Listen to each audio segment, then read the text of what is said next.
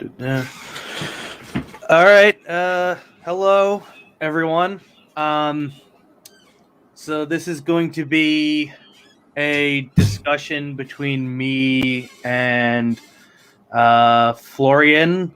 In my last video in the comments, myself and Florian were having a discussion about whether or not the Eastern Bloc was capitalist. And so I thought we'd continue that discussion here.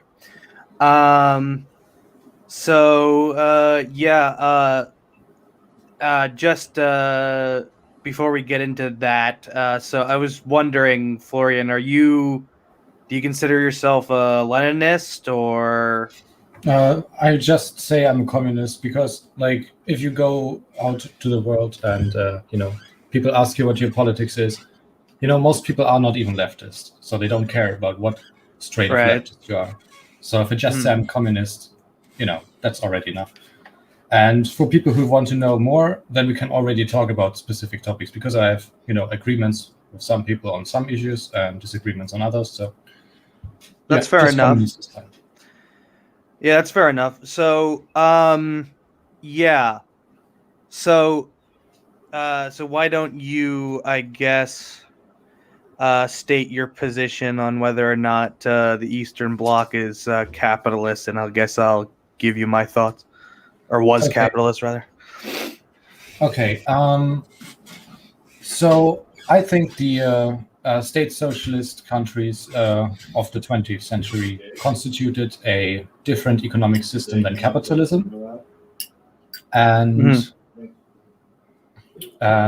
since they called themselves socialist, and we want to be scientific about it, we observed that they were post-capitalist and that they called themselves socialist, and agreed that they are socialist.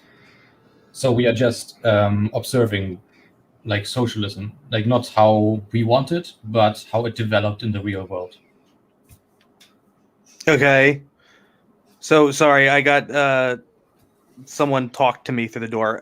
So if you said this while I was preoccupied, can you just say again one more time? Sure.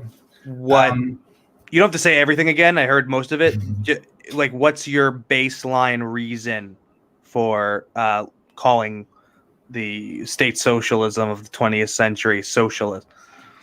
Okay, so the base argument is that they constituted a post-capitalist society. Okay. And they called themselves socialists.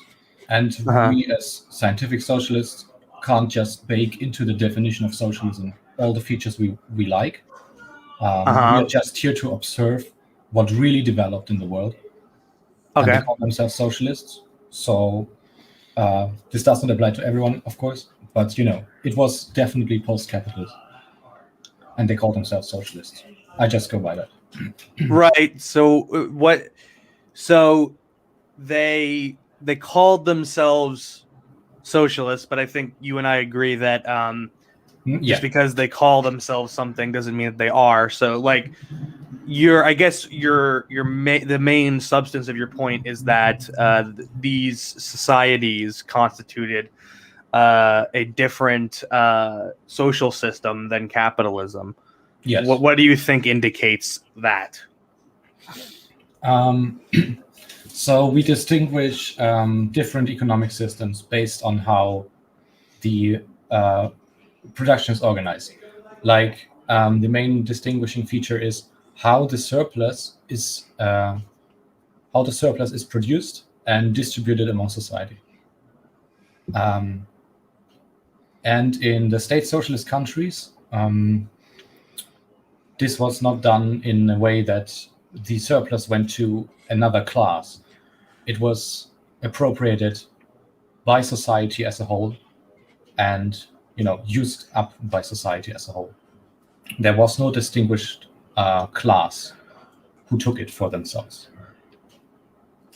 So what's the like you say about observing reality? What are the observations that led you to that conclusion? All right. So the idea is, okay. Every society produces at least as much to reproduce itself, and usually more. And that difference, which they produce more, so what they don't need to just reproduce the workforce, that's what we call the surplus. Okay. In the state socialist countries, the ratio of what is produced to reproduce the workforce and what is produced as this surplus was set by the state. It was set through a plan.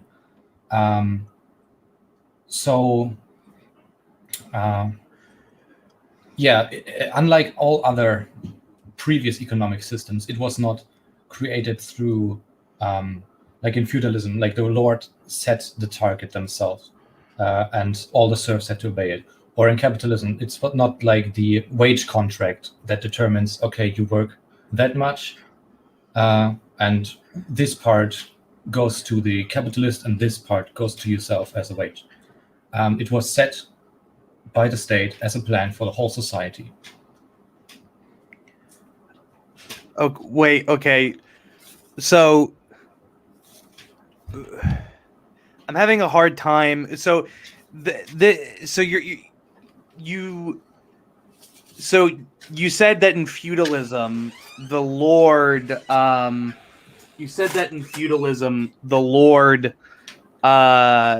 set the surplus, or the how much surplus was to be earned. The lord made the rules about surplus production. Correct. So, and he appropriated for it for himself. Right. I guess so. Your argument then is that since the socialist state in the communist regimes of the 20th century, the socialist state set the rules about surplus production based on a plan for the whole society, and that's different than the lord or the capitalist appropriating it. So what do you mean by plan for the whole society? Heard about the 5-year plans, I assume. They set plan targets for how much capital goods they produce, like what they produce in terms of resources, what they produce in terms of new factories, what they build in new railways, and so on. And the surplus then appears just as consumer goods, like not only consumer goods, but also services which are not I don't know how to describe it. Basically everything which is produced for non-producing members of society. Okay.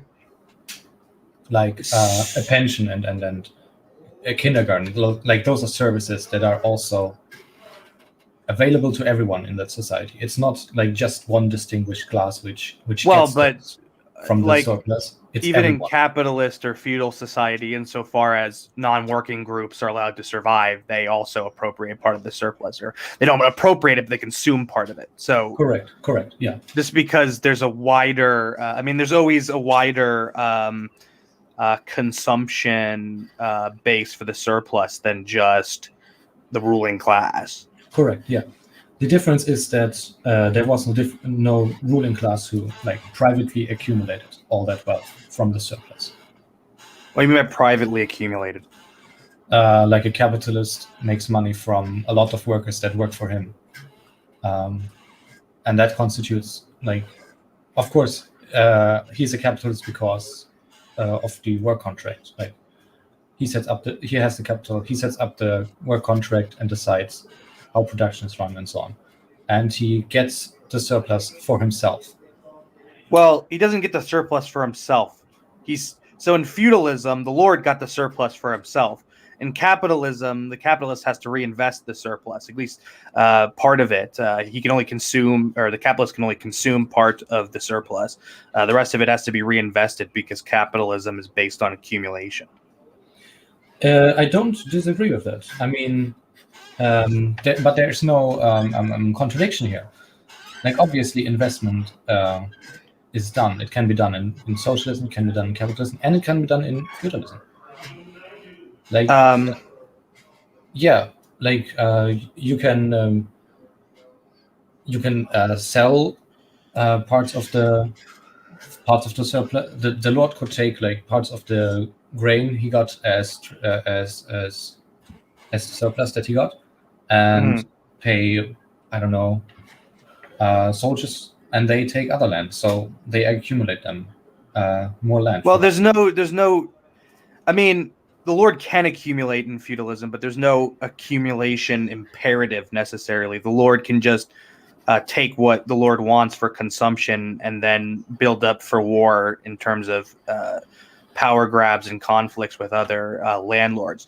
But so to get more back on focus here, what is the distinguishing feature that you see between how surplus is appropriated in capitalism and how it was appropriated in state socialism, and what observations support that analysis? Like I said, there's one distinguished class in capitalism, and there is no distinguished class in socialism. So the surplus goes completely back to society as a whole. Of course, it's reinvested. Part of it is reinvested, but that doesn't mean it's out of control of the people. I mean, it was out of control of the people, but you can have investment in socialism as well. There is nothing capitalist in. Well, it depends on what you mean by investment, but okay. So you don't see the nomenclatura as a class? You mean the intelligentsia? Not necessarily. Kind of. Do you know? You never heard the term nomenclatura before? I heard it, but I don't know what it means. I mean, yeah. So it basically just refers. Basically, just refers to the so-called apparatchiks, the kind of elite bureaucrats of the state apparatus. Nomenclatura was the Soviet term for them. Do you don't see that as a distinct class? No, I mean they were totally a distinct social group, but they did not constitute a class. Why? Because they did not get the surplus for themselves. I'm not sure what. So, like I said before, get the surplus for oneself is a bit of a tricky. How else would you be part of an exploiting class? Like the argument that you probably try to make is that the party elites constituted a different class. Mm-hmm. That can only be if they appropriate the surplus for themselves. Yeah, I don't really understand how you're using appropriate the surplus for themselves, because as I pointed out, the capitalists can't appropriate all of the surplus for themselves. They have to reinvest it. Yeah, but they still get like a private part of it. So you don't think that the nomenclatura was partly sustained on consuming part of the surplus? Every state is. That doesn't mean that the state is not. That doesn't mean that the people who work in the state. Right. So it's not whether or not there's private consumption of the surplus. It's how the surplus under what conditions the surplus is produced and appropriated. So what would sustain the analysis that the surplus was not if we're going to call it capitalist, what would sustain the analysis that the surplus was not produced with a view for capital accumulation and invested for that purpose? Sorry, did you ask me why there was investment and accumulation of productive forces or whatever in socialism? Because no, would you agree that capitalist, the way the surplus is produced and appropriated in capitalist society, is it is produced for capital accumulation and is invested in the process of capital accumulation? Yeah. Right. So what would sustain the analysis that that wasn't what was going on in the Soviet Union or other state socialist regime? Because capital accumulation is not everything that constitutes capital. Like if we remove now the word capital from what we also like call capital nowadays, but which is infrastructure. You can say, okay, we invest in that infrastructure and that builds up like capital stock. So we call the infrastructure capital. Wait, so you're not saying, are you, that infrastructure and capital accumulation are the same thing? No, I wanted to say that it's not the same, because we call things like that capital. We call it constant capital in capitalism. Yes, but we call it that because it's capital accumulation, given how the infrastructure and for what purposes the infrastructure is being produced. A railway is just a railway. Like, what'd you say?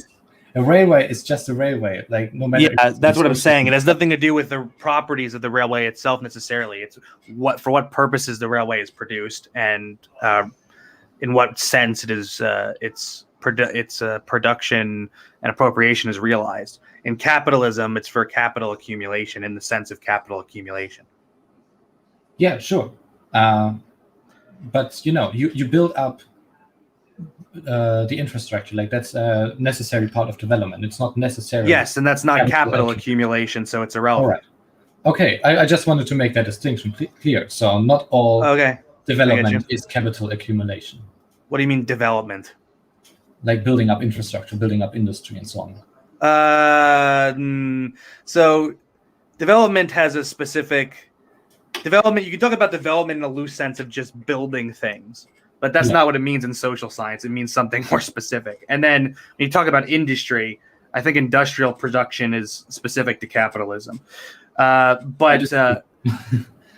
well, I'll put that argument to the side. All right. Okay. Do we agree that capital accumulation is the use of productive resources to generate more productive resources? No. No. Capital accumulation is specific to capital. What you just said, like productive resources for more growth, is more general. It's not specific to capitalism. The growth as like an objective of economies is actually specific to capitalism. I disagree.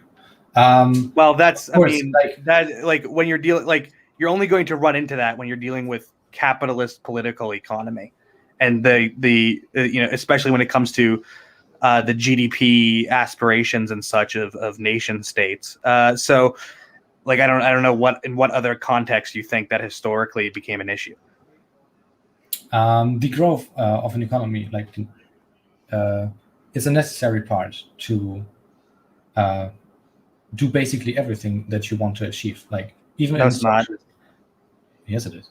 You can just have okay. So, in what sense did hunter-gatherer economies? In what sense did they grow?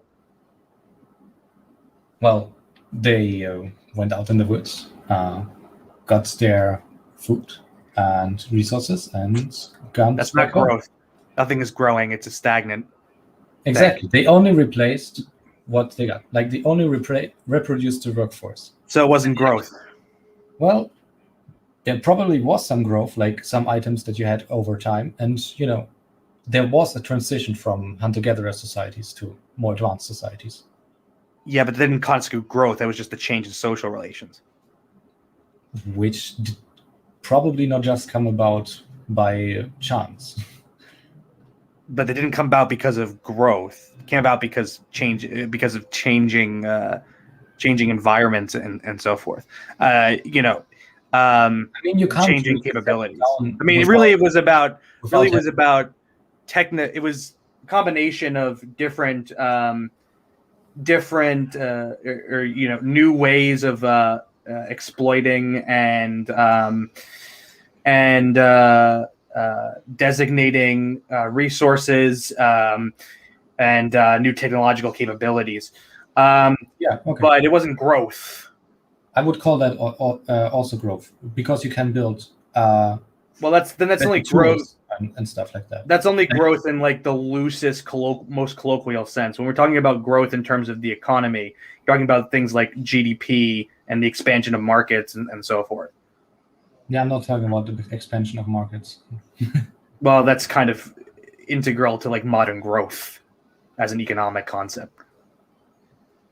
All right. But well, I'll direct this back more on topic. So Sorry. no, I mean, I contributed. It's not your fault. Anyway, all right. So I was trying to establish: do we agree that capital accumulation is the investment of productive resources for generating and accumulating more productive resources? No. Okay. So why don't you think that's capital accumulation? That's just general accumulation of the productive capabilities. That's what capital accumulation is. Yeah, but in capitalism, it's like done with the incentive that the capitalist class gets part of the surplus always back for themselves. No, that's just the capitalist class only gets part of the surplus because they sustain themselves on the surplus. That's not the incentive structure. The incentive structure is that you have to accumulate or you die, basically. That has nothing to do with who consumes. You know, I mean, but part of the surplus is consumed again in capitalist societies by those who can't work, at least insofar as those groups are allowed to survive. So it has nothing to do with surplus consumption. That's just incidental.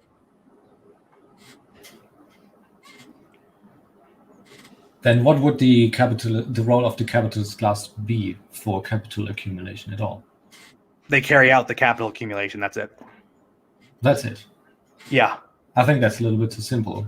Like, why? Then you would throw out all class conflict. No, because class conflict comes from capital accumulation. Because in order to accumulate capital, you need to have a labor force that you're exploiting to turn their produce into massive commodities. Yeah, you're exploiting them by consuming the surplus. No, it's nothing to do with consumption. It has nothing to do with consumption. It's about appropriation. No, that's completely... Sorry. Where can I mute? Okay. Yeah. You a ruling class appropriates the surplus and consumes it. Obviously, like a king is not just appropriating all the grain that the serfs planted and harvested. Well, but the same dynamics don't, like, you can't. So when we're talking about what makes capitalism, we can't then go back to, okay, well, this is how it worked in feudalism. Right. No, but as well in capitalism, it's the same thing. Like, if it's the same thing, then it doesn't. That's not what distinguishes capitalism as a social system. No, but all class societies have the same. Yeah, if all class societies have that same thing, then you can't use that as what makes capitalism. Yeah, true. Like, capitalism is specific in its form. Right. I'm trying to nail down what, like, I'm trying to establish to what extent we agree on what makes capitalism specific. So I think what makes capitalism specific is capital accumulation, and by that I mean the endless investment of productive resources in producing and accruing more productive resources. I don't think that's, like, in the sense of capital accumulation, yes, but I don't think in the sense of growth itself. Well, I'm putting aside growth for a minute. Just do we agree that that's what capitalism is? I don't think that alone makes capitalism. Why? Because generalized wage labor, like wage labor as a dominant form of production. That's just a byproduct. No, I would say that's a very distinguishing feature for capitalism. I mean, it's distinguishing in that you can't really have wage labor without capitalism, and if you have wage labor, you do have capitalism, but it's not the main demarcating feature of capitalism. Wage labor is the result of the dynamics of capital accumulation. So we can, if we look at a society and say, this society has wage labor, then we can say that it has capitalism, or it's a capitalist society. Those two are mutually inclusive. But if we're defining what makes capitalism, wage labor might be an inherent feature of capitalism, but it's not what makes capitalism. I think you can just distinguish the different economic systems by describing like those features which set them apart. Like I would give a list, and then we can just compare the different systems, and then you can decide if that's feudalism, if that's capitalism, if that's socialism. Okay, what's your list for capitalism? Generalized wage labor, generalized commodity production. Okay. Is that it? Yeah, private ownership of the means of production. Okay, yeah, I don't agree with that one. So why is that a distinguishing feature of capitalism? Which one? Private ownership of the means of production.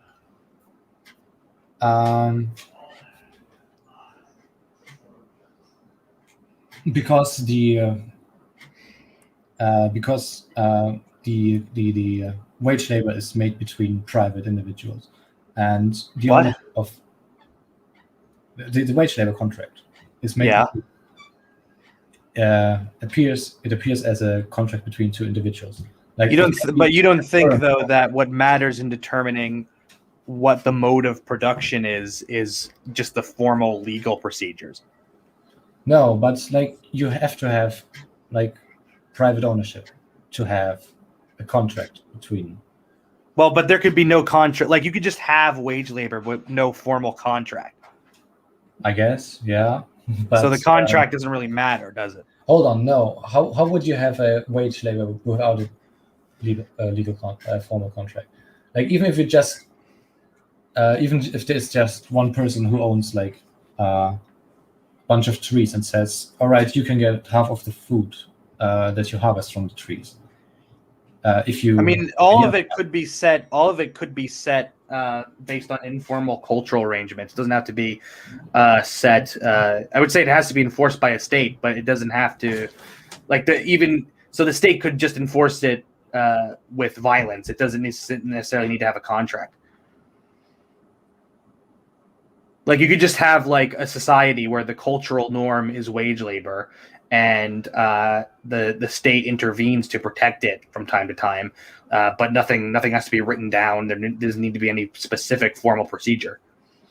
Yes, I think it needs a contract, because like the condition for wage labor is that there are free workers who make. Yes, like no, you have to be able to sell yourself, like your wage labor. That's not so free. Free in this sense is confused. It's kind of a confusing mechanism when it comes to orthodox Marxism. So free in this sense, all free in this sense means is free from other means of subsistence. Okay, so it basically just means kind of the opposite of freedom, which is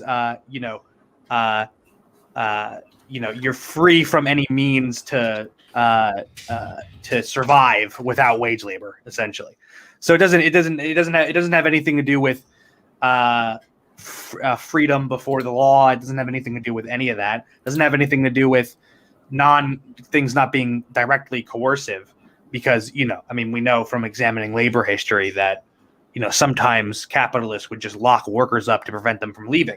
So it's not like the freedom implied in that is like, it's just kind of it's not actual freedom. It's kind of the opposite. It basically means I know. freedom. Yeah, right. So it's not like none of that requires a formal contract. What you're talking about is who controls production, not what's written down in law.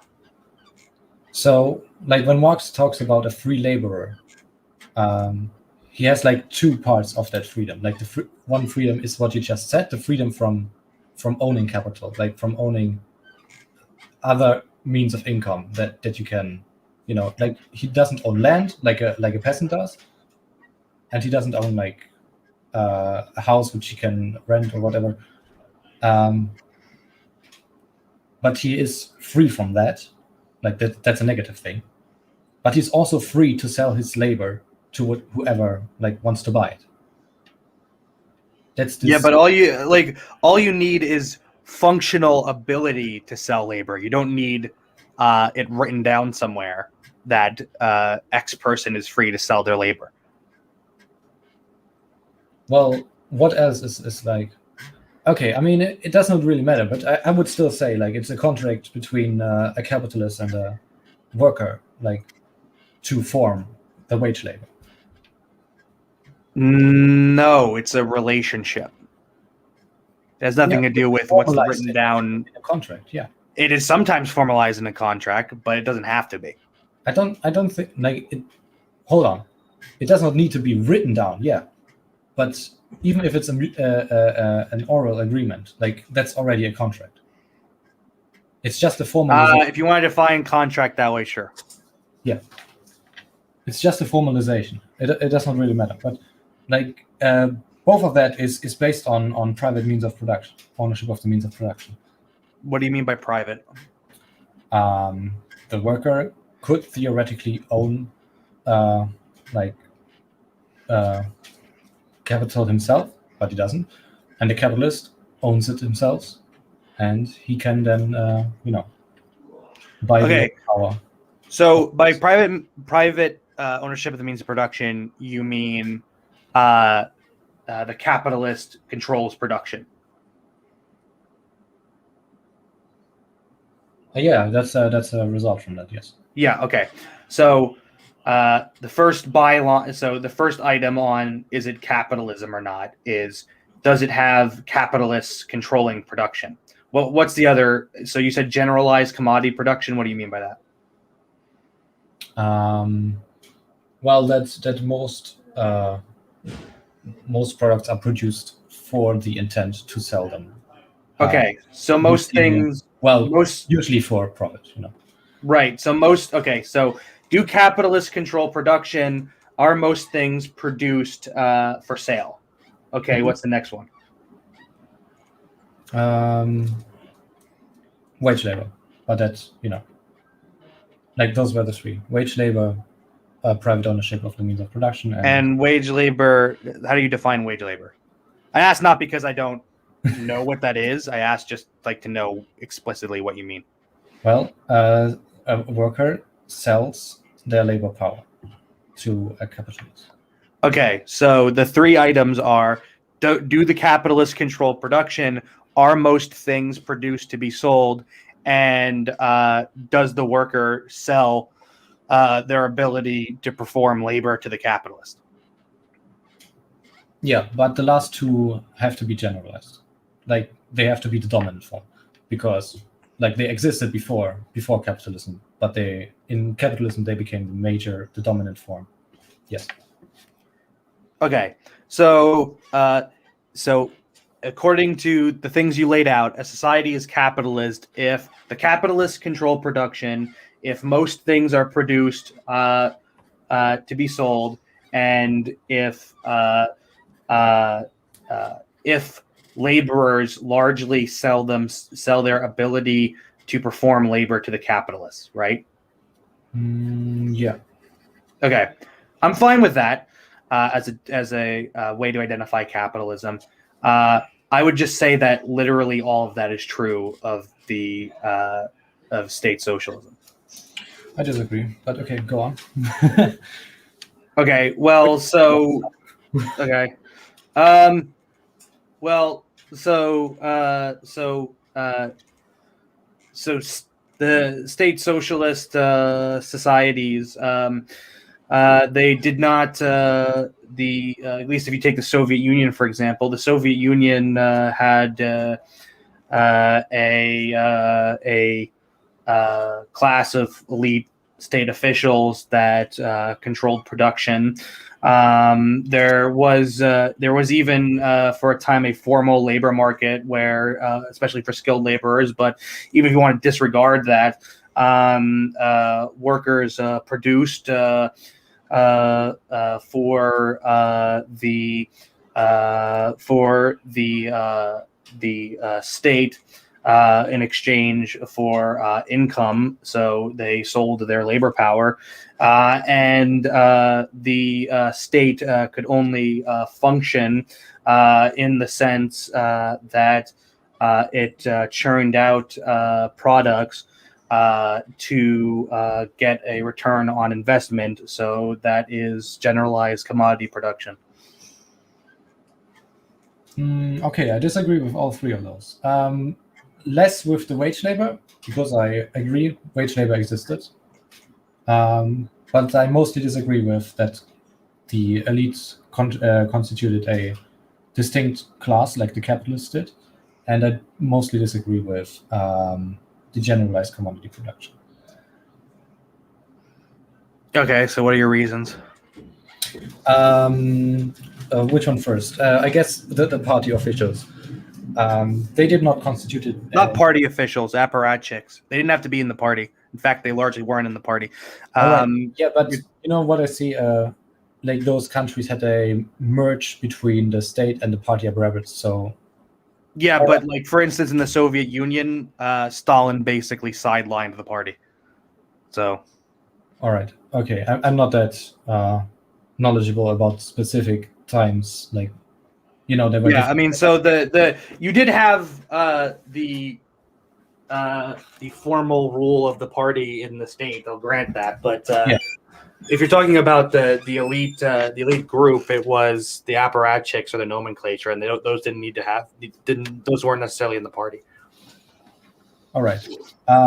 Well, I still say that they don't constitute a different class than like everyone else because they did not own any means of production. They did not appropriate parts of the surplus for themselves. They basically shared their whole life like any other state citizens. Like they sent their kids to the same schools. They grew up in the same neighborhoods like any workers. Wait, but you don't think high state officials are enmeshed in a different culture than like a regular citizen is? I guess they work more in a more elite area where there are more elites around them. But they still went home in the same apartment building, like where the neighbors are workers. And they had in the Soviet Union, for instance, they had access to different healthcare, better healthcare. All right. But if you want to get more fundamental with it, the power that these apparatchiks had over production actually gave them kind of an elitist consumption. They extracted from that production for their personal consumption and benefit. I agree that they had more power, but I'm not so sure on the private consumption. Like they still basically had only like access to the same things. Like they went to the same school. Well, I just gave you healthcare. They didn't. Yeah, I mean, but healthcare was like still for everyone. And there was also a big problem of them constantly throwing these lavish parties, with catering and all of this. So it's just like not true that there wasn't an elite level of consumption there.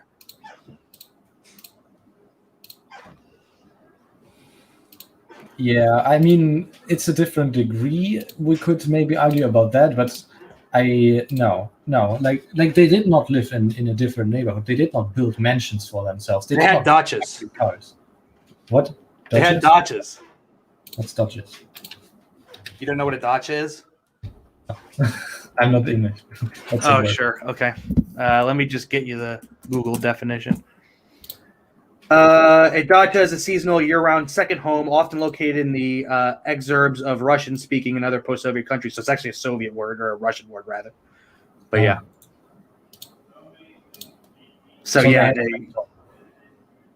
what'd you say? So they had a second home? Yeah. All right, that's pretty elite. But Yeah. you know, they still lived at their home, like in the same city, in the same neighborhood as ordinary. Well, workers. but I may live in the same city as I may live in the same city as one of the shareholders in GM. Yeah, What does that prove? The point is that they it was not a distinct class. Like a child of a capitalist, like a really rich capitalist, like he goes to elite school from the very beginning, or maybe gets private teachers. Then he gets a job, like directly at a high position from his firm, of his dad or whatever, and you know, then he's already has a head start. But there was not this kind of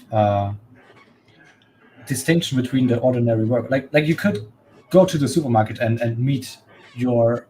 I could go to the supermarket and meet whoever. Like, what does that have to do with anything? Well, that's just a part of like, if you have a distinct social class, then the way of life naturally differs. It did. I just gave you several reasons, or several ways in which it did. I don't think it was that much. So you don't think having dachas, better health care, I think that consumption, large, lavish catering at lavish parties? I think that is elitist, yes, but I don't think it was like either for like all of the officials, or it was that. Okay, name one exception. What do you mean, one exception? You said it wasn't for all of the officials. Name an exception. All right. I mean, it's pretty common knowledge here. So my family lived in the GDR, and you could meet like high-ranking officials of the. I can go meet Donald Trump if he's in the same place as I am. What does that? What does that matter? Like it means that they are not, they are not on the other side of society. Like I don't know. But I can meet whoever I want on the street. Like it doesn't matter. Like that has nothing to do with how the social system is organized. So yeah, of course not. But well, then it's not a point. It is a point, because it's like, I mean, we have to rely on how's it called, when you only give examples. How's it called? Yeah, I mean, we have to we can only rely on examples here. That's my point. We can only rely on examples. Yeah, like so how we can actually examine between the ordinary person and the. Well, I just gave you a lot of examples of that. Yeah, and they still shared most of their life with ordinary people. What is that like? What does that mean, most of their life? Like there was only one kind of school. There was only one kind of university. There was only one kind of workplace. Wait a second. You think that the high like ministers of enterprises and stuff, you think they worked in the factories? They had to. At least that was the case in the GDR, that's during the education, you at least have to. During your education, when you're an apprentice, but when you're actually like a career apparatchik, you think they worked in the factory? Well, no, obviously not, because then you have a different job. Then, there you go. That's a different job. I mean. Okay, well, so let's put this aside, because what I think the actual issue is, and I think you'd agree, are the relations of production, right? Yeah. Okay. Right. And so this is I think the crucial issue, and this is what we talked about in the YouTube comments. But so if we're going to identify what the relations of production are, we have to first identify the unit of analysis, meaning from what thing or what is the thing that we have to start from? What is the starting line for the analysis of the relations of production? What do you think that starting line is? What should we first start looking at? You look at countries, because revolutions happen usually nationwide. Different rules are set by, like, within a country. So if you want to differentiate between economic systems, they usually start like in certain regions of the world, and can distinguish. You can see that you can map this onto countries pretty well. Right. So that's dominant in a lot of traditional political thinking. It's dominant. That approach is dominant in Orthodox Marxism. The problem is that it's wrong, because you can have things called world systems, and that doesn't mean literally the entire world is comprised of one social system, although that is the case for capitalism since the 19th century. But putting that aside, it just means that the social system transcends local boundaries, transcends local economics, local culture, and local political institutions. So the fact that we can have world systems means that the unit of analysis isn't necessarily countries, especially since countries became a thing in the 19th century. If you want to drag it back, you can drag it back to the 17th century with like the start of mercantilism and stuff, maybe earlier in the 16th century. But the growth of nationalism or nationalist ideology or nation states was fully consummated in the 19th century. And in the 19th century, the world was fully capitalist. So it's just simply not the case that you start with the country as the unit of analysis. And that's what I think is the issue here. I don't think that's how we should do it, but why? All right. So you said that there was only one economic system in the 20th century.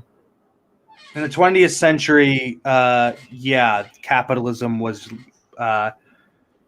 capitalism became fully global. It became fully global in the 19th century, but it became most fully global.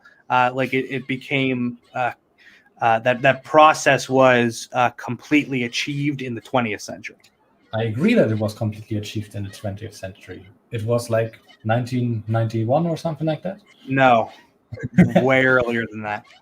No, because you know, especially after World War II. Because you would say there was only one economic system in the whole world at that time, but I would say there were two. There was the Socialist Bloc and there was the Capitalist Bloc, which had distinct economic systems. They functioned differently, and they had like the different parts that we tried to discuss earlier. Right. On what basis do you say that? Well, they function differently. That's the difference between them. What separated the socialist bloc from the rest of the world system, or from the world system as such? The socialist world system had common ownership of the means of production, like either state ownership. No, I was in the middle of something. I told you. Oh, I'm sorry. I thought you said that. Sorry. Been coughing. Sorry. Go ahead. Okay, the socialist countries had common ownership of the means of production. No, they did not. State ownership. That's not okay. No, so state. Hold on. Ownership. Hold on. State ownership is not the same thing as common ownership, because the state is a form of common ownership. No, it's not, because the state, like actually sociologically, or not sociologically, in social science, we know that the state is a centralized institution run by elites. It's not. You can't have common ownership for it. I think that's your anarchism talking a little bit. No, there. That's literally how social scientists conceive of the state. I would say the state is an expression of... I can give you a book by Walter Shadell, who is not an anarchist to my knowledge. He's just a social scientist, and that's how he explains the state. You can get the same thing from Emanuel Wallerstein, who is not an anarchist either.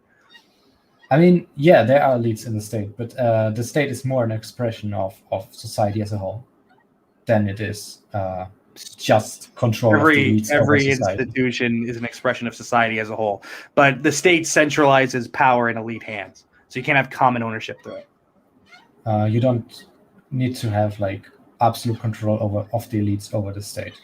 No. What? Yeah, like if you have democratic institutions in the state is partially democratic. The state is If you have- undemocratic by definition. No.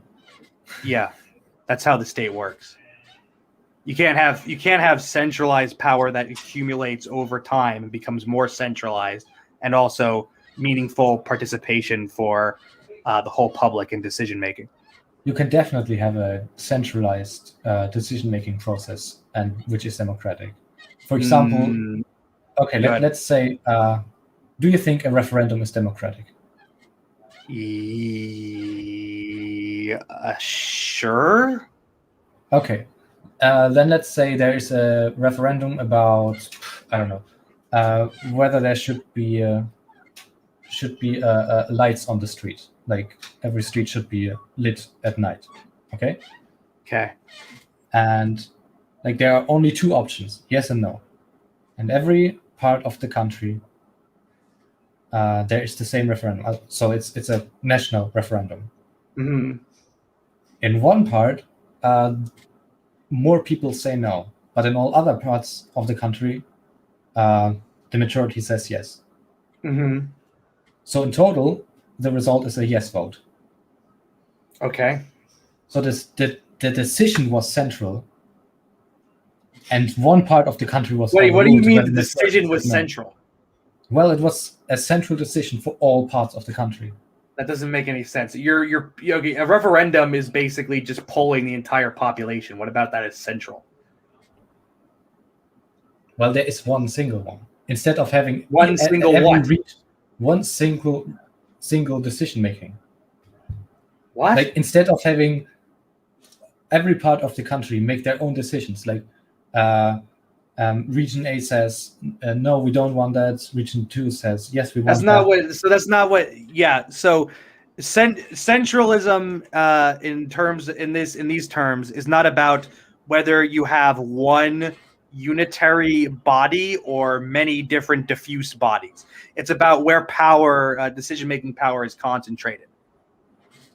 So you can have a decentralized system that is theoretically a global confederation, but it's decentralized in the sense that that power exists in the rank and file of the global population.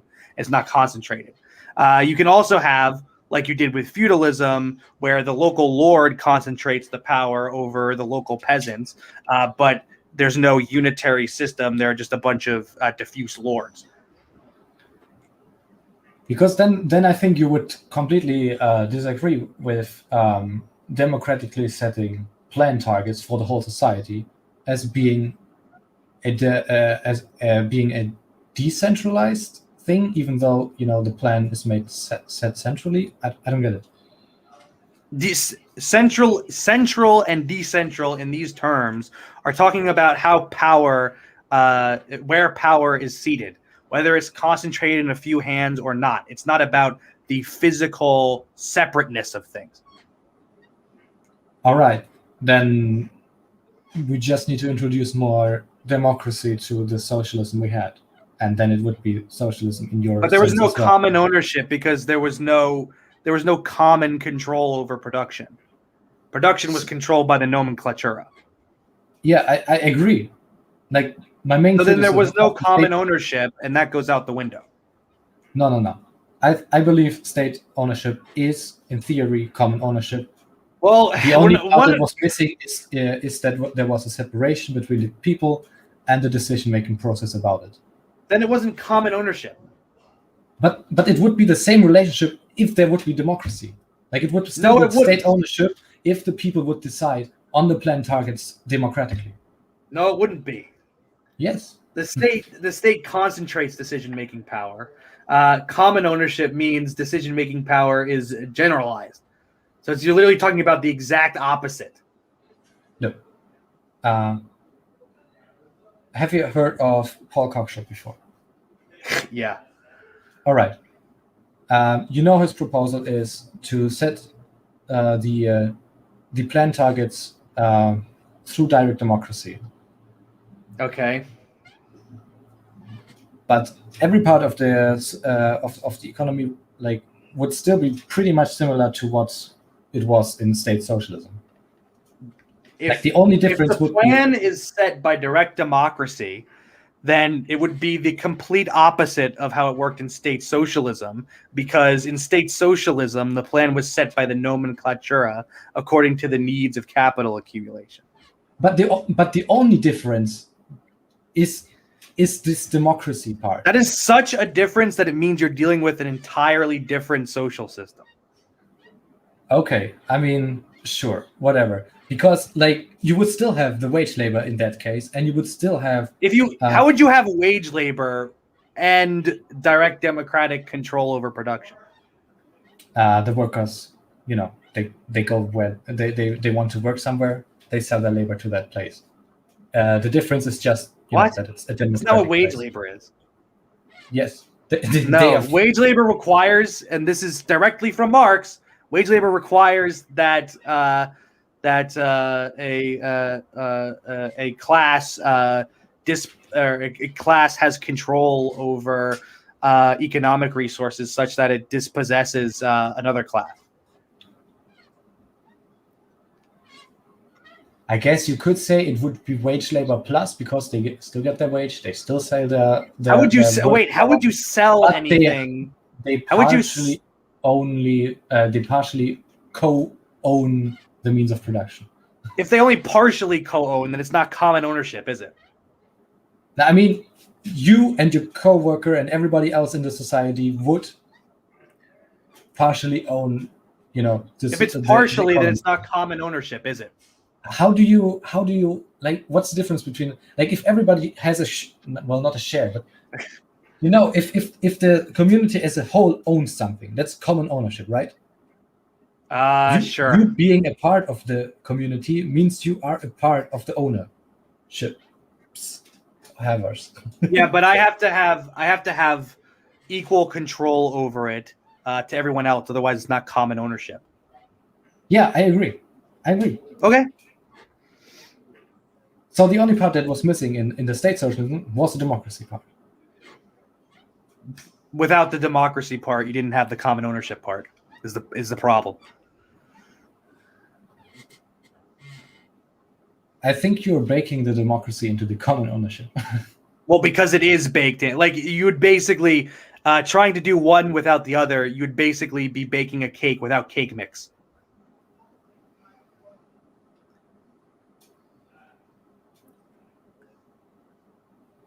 I mean, the structures would be the same. The state would. No, they would not, because one is democratic and the other is not. So they would not be the same. Yeah, I mean, the people would make the decision. Yeah, that would be the difference. But you would still have a central plan which sets the targets for everyone. No, it wouldn't be a central plan, because it would be made. It would be a decentral plan because it would be made collectively. Collectively, okay. Right. All right. Then it's a decentralized planned economy. Sure. But there's only one decision making, like that the plan targets are set democratically. Okay. But that's clearly not what happened in state socialism, so there was not common ownership. I disagree with that. I mean, it just doesn't make much sense to me, because it would be the same institutions. I mean, it wouldn't be. That's the problem, right? It wouldn't be the same institutions, because in one set of institutions, the elite nomenclature dominate. In another set of institutions, there is meaningful public participation in decision making. Those are two different sets of institutions. But in both cases, like, the economy is owned by the state. No, the state the state wouldn't exist if power was not concentrated in elite hands. You're baking the democracy completely into... Because that's part of it.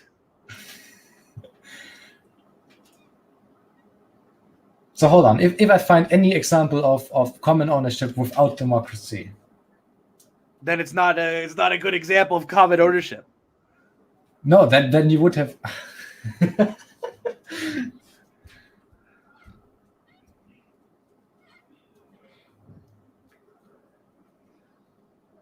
I don't know.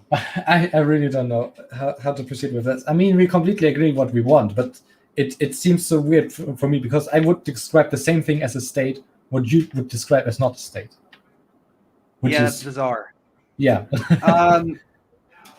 Okay. I guess we could try to segue away from that. So, okay. We can go from here. So, what separated the institutions of the socialist bloc from the wider structure of the capitalist world economy in the 20th century that by that point was global? We know that. But so what separated that? How did those institutions, where did those institutions break off? They function differently and thus had completely different goals, methods, and ways they developed.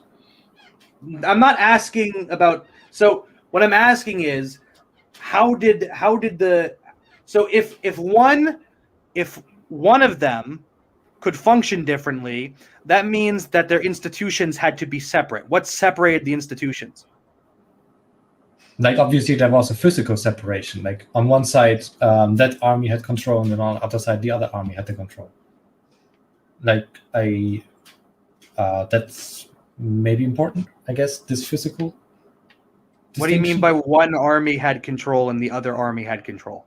Like, that the Socialist Bloc was mainly controlled by the Soviet Red Army.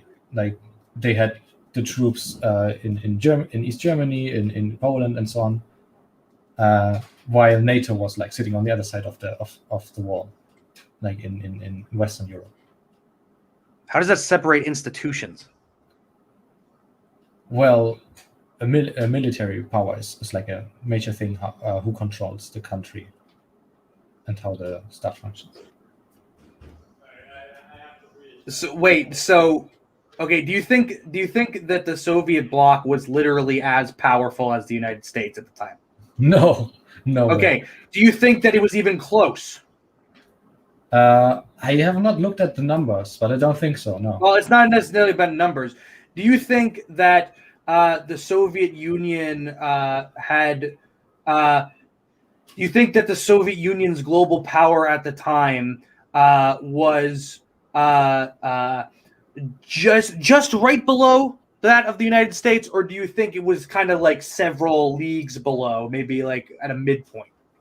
I mean, they were the main rival. I don't know. Let's say 3/4. I don't know. So it was 3/4 below or 3/4 of? Off. Okay, so the United States then is, at least to a significant extent, more powerful than the Soviet Union by your admission, yes? Yes.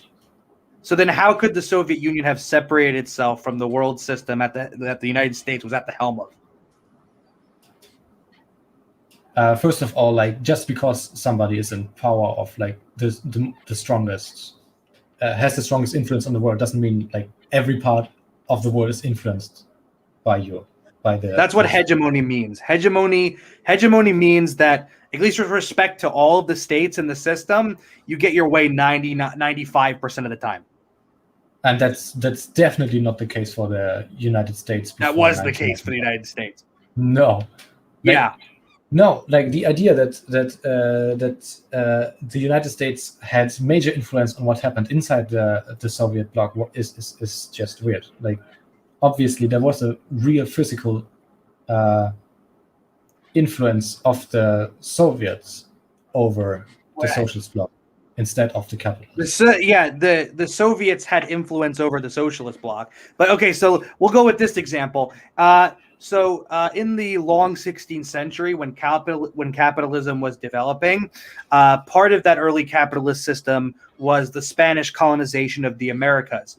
The Spanish had colonial control over Mexico, but Mexico, even though it was controlled by the Spanish, had colonial control over Peru as well. So the Spanish didn't necessarily direct the Mexico in its control of Peru. Mexico acted in effect as a sub-imperialist that controlled Peru to itself, and then Spain had authority over Mexico. Okay. Right. So just because Mexico had authority over Peru doesn't mean that Spain didn't have authority over Mexico. Okay. Do you want to make the So argument? just because the Soviet Union has authority over had authority over the Soviet bloc doesn't mean that the United States didn't have authority over the Soviet Union. Did the United States have power over the Soviet Union? You don't think they did? I think they, as a main rival, you always have some influence, but not on only one side, but like back and forth. But no, I don't think you have the same. In what way did the Soviet Union have power over the United States? They were the main rival, and thus they influenced the decision making. Like how? Like when America, for example, invaded Vietnam, the Soviets only marshaled like some material aid. They didn't put boots on the ground. They didn't come to Vietnam's aid in any meaningful way. And Vietnam had to use the rhetoric of the Cold War against the Soviet Union to even do that. The point was that that the influence of the Soviet Union was strong enough to urge the United States to even invade Vietnam. No, it had nothing to do with the Soviet Union. The United States didn't want Vietnam to be independent. I mean, they were not really independent. That's North Vietnam was definitely in the Socialist bloc. Okay, that has nothing to do with the point I just made. The reason that the United States invaded Vietnam was not because of the Soviet Union. It was because the Vietnamese had just repelled the French, and they were now looking to become an independent state, and the United States did not want that.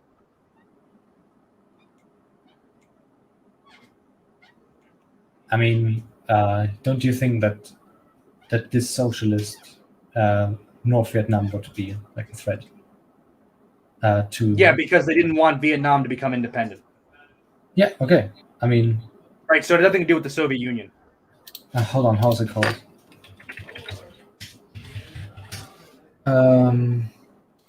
Have you heard of the Domino Theory? Maybe, but you have to explain it to me.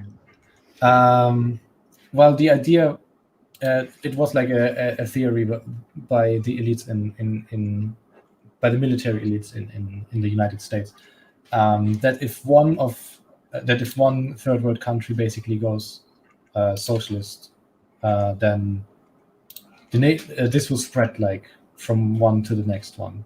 So a successful socialist revolution leads to the next one, and so on. That would be the domino theory.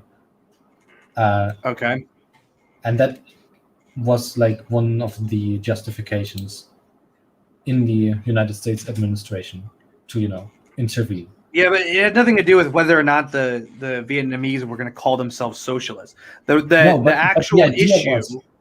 actual issue was whether Vietnam would be independent. So regardless of whether or not the Vietnamese drape red flags over their regime, regardless of whether any regime does that, the issue for the United States was regimes becoming independent.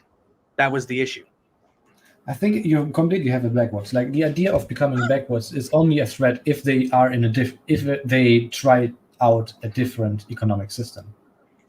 No, Vietnam could have never gone state socialist, and independent Vietnam would have still been a threat to the United States. The issue was the independence. How is that a threat if they are capitalist then? Well, because the United States didn't want an independent Vietnam either way. But if they use it wanted Vietnam to be subordinate, At that point, the French, Vietnam being subordinate to the French, was out the window because they had repelled the French. So the United States stepped in. Mm-hmm. So there's nothing to do with the way you're conceiving economics, and I don't think any of these regimes were different economically anyway. But the issue with Vietnam was independence. But be that as it may, so getting back to in what way does any of this constitute a manner in which the institutions of the socialist bloc could have been separated from the institutions of the world system? I don't know what you constitute as separated. Like, seriously, like if there's any influence, like obviously there's influence between different players on the global scale. Like one country interacting with another one has an influence. Is that separate or not? I'm not sure what you're even saying. Yeah, because I have, okay.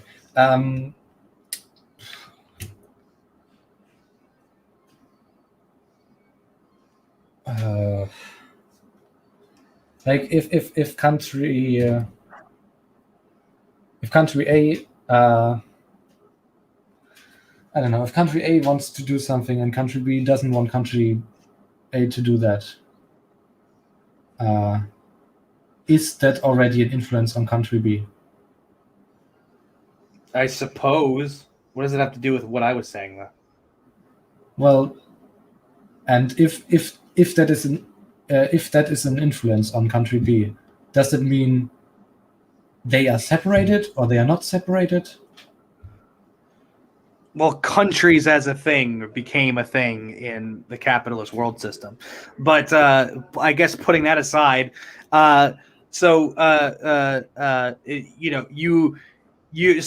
you accept that there is a capitalist world system, and there was in the 20th century, at least with some of the states in the world, and they were separate states, but they were in the same world system. You at least accept that, right? Yes, of course. So like, I don't think that's so. Then separate countries existing is not the same thing as those countries being in different social systems. Yeah. Right. So if that's not the way that the Soviet bloc or the socialist bloc was able to separate itself from the world system, then what was? Well, they function differently. Like the economic system was different. If they were going to function differently, then there would need to be some separation between the institutions of the one and the other. How did that happen? What was keeping them separate? What made them separate? Okay, again, the physical separation, and then they they function on their own. Physical separation. Japan and the United States are geographically separate. That doesn't mean anything. Okay.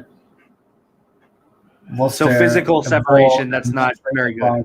Was there like people shooting at everybody coming near?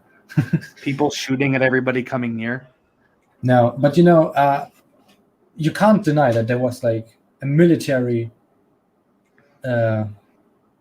like that the socialists and the capitalist bloc were like military pacts who fought against each other. Like I don't think they meaningfully fought against each other. Okay, they were in this kind of standoff, No, where I think the so-called Cold War was an ideological mechanism. Basically, you had actually an agreement between the two sides to divide the world between themselves, and then part of the informal agreement was that they, in order to mobilize their underlings, would ratchet up the rhetoric against each other and build up the arms against each other. That could just be a byproduct of like really a real competition between two different world systems. That could be the same thing. No, because it was literally an agreement. Like there was no competition. The competition was just ideological. It was an ideological competition. There was military competition. No. When I say ideological, I mean there was nothing actually. There was no actual competition. The idea that there was competition, that it was just the idea, right? And that idea served to mobilize the underlings. It didn't reflect reality. So they did not fight proxy wars against each other? What do you mean by so? There was the Vietnam War, and there was the Korean War. But if you noticed, neither the Soviet Union or the United States engaged each other, and so it was a proxy war, not an actual war. And then, as I said, in the case of Vietnam, Vietnam had to use the rhetoric of the Cold War against the Soviet Union to get them to even send material aid. And then, in the case of the Korean War, General Douglas MacArthur wanted to retaliate with nukes against China for its support of North Korea. And even though he was a popular general, he was taken out of his position because of that. Yeah, because nukes are insane, and I think both countries knew that. The thing that enforced the agreement was the nukes. All right. It could still be like everything you just described could still be just the byproduct of a real competition. How? Like, what happened if let's work from my assumption, like that there were different. But that's the thing we're debating, isn't it? Yeah. And I'm trying to argue that everything you just described could be the case in either of our cases. Okay. Like, let's work back from my assumption that there was really a socialist world system and a capitalist one. Okay. Competing against each other.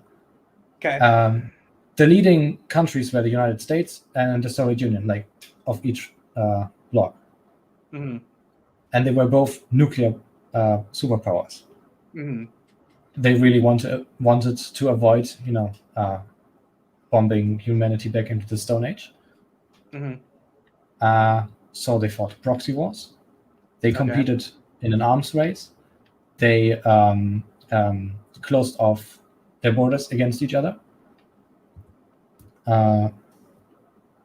What was the other example you said? They divided the world by basically fighting over countries. I mean, how would you divide the world by fighting? Well, diplomatically fighting over countries, for example. Diplomatically, that's a contradiction in terms, right? Yeah, okay. I don't know words. All right, yeah, I get it. No, sorry. That's all right. Do we have an example? Yeah, I mean, for example, let's take Chile. Oh, that's military coup. Okay, but yeah, it could be like that Allende won the elections and would then have worked more together with, the Socialist Bloc. Okay. The United States wanted to not have that happen, and they intervened. So that's a competition between those two world systems. I get that from your assumption, the same thing would be the result, but from my assumption, it's the same result. So I can't make the argument that this happened in reality, that either of our assumptions is true. We have to find something else. Yeah, we need a better example. Okay. Do you have one? I don't think you do, because this is the issue. How do two powers divide the world between each other if they're going to compete? First comes, first serve. Is that how you say that? If it was first come, first serve, then there would be no division. They'd be competing over everything. I mean, yeah, but on some countries they had a better grip, and on others they didn't. And then what does that have to do with what I just said? Like, some countries were not divided yet, and others What do you were. wait? but No, they like the division was from where both sides landed on World War II, or after World War II, as a result of World Yeah, War but II. even then it changed, like back and forth in some cases. Well, what do you mean? The basic dividing line stayed the same. I mean, there was the Cuban Revolution, which basically put like a country which was first under the almost puppet state of the United States, then into an alliance with the Soviet Union. Like Okay, that- so you want to talk about the Cuban Revolution? So the United States they tried to, with the Bay of Pigs, to oust the Cuban regime. It was a rather feeble attempt by the hegemon of the world at that time, which is interesting. And then there was the Cuban Missile Crisis. Now the way the Cuban Missile Crisis concluded was that you had essentially Khrushchev writing letters to Kennedy saying, "Oh no, we're sorry, and de-escalating the situation." Yeah, good. I don't want to live in a nuclear hellhole. Well, yeah, that's what undergirded the whole thing. What's your point?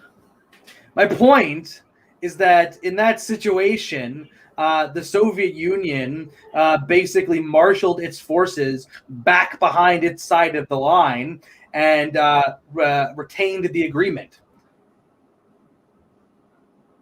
I mean, they both got something out of it. Yes, that's the point of an agreement. Yeah, okay, but like the same could have happened if there was a real competition. No, because that was the result of the agreement. It was literally like the Soviet Union de-escalating it was literally the Soviet Union adhering to the agreement. No, the Soviet Union de-escalating is the Soviet Union recognizing, okay, I know we are enemies with those guys, but we don't want to live in a nuclear hellhole. How about we, come down a bit and make an agreement where they take the nukes from Turkey and we take the nukes from Cuba back?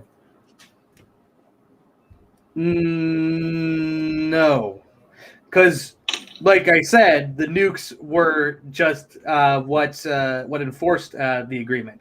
But the Soviet Union took the initiative and brought their forces back behind the other side of the line. Yeah, I mean, you have to make concessions, even if you are. It wasn't a concession. It was can be a in strategic accordance move. with informal agreements in the first place. Yeah, but even if you have a Right. real, Okay. So this is what I think the issue is. all right. Okay. So I'm willing to grant you that if there was a real competition, there could have been concessions made in during that competition at some point. But those concessions wouldn't have been made in accordance with a prearranged agreement. They would have been made on the fly. Now, you recognize that the world was divided between effectively along between the Soviet Union and the United States, effectively along the dividing line that was produced by World War II. So if you agree to that, if you agree that the two powers divided the world between each other, how would you divide the world? How would two powers divide the world between each other if they were competing?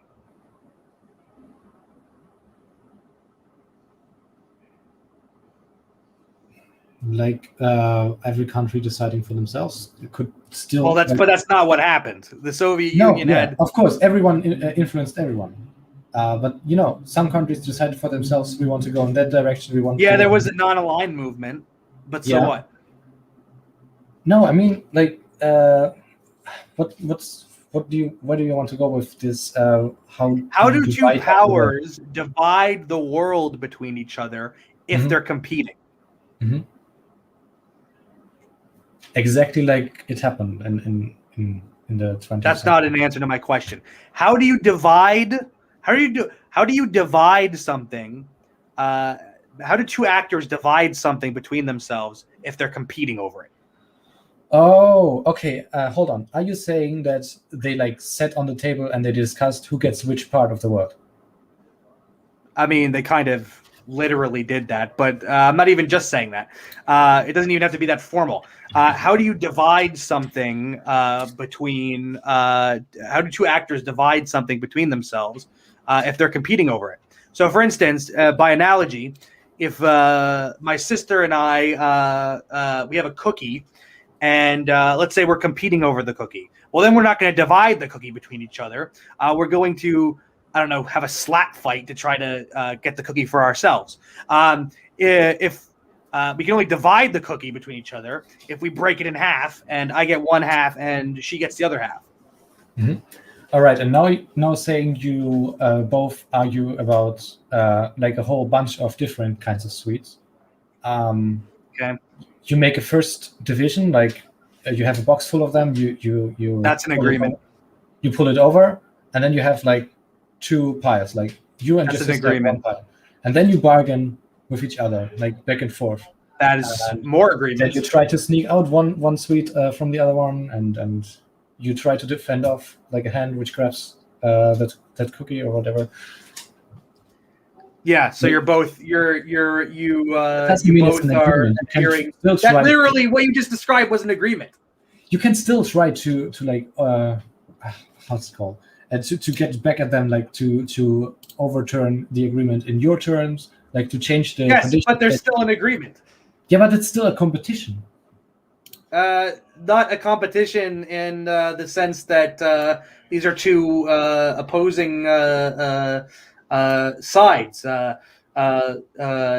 You can the two sides can do things that the other doesn't like, but there's still an agreement about who gets what sweets.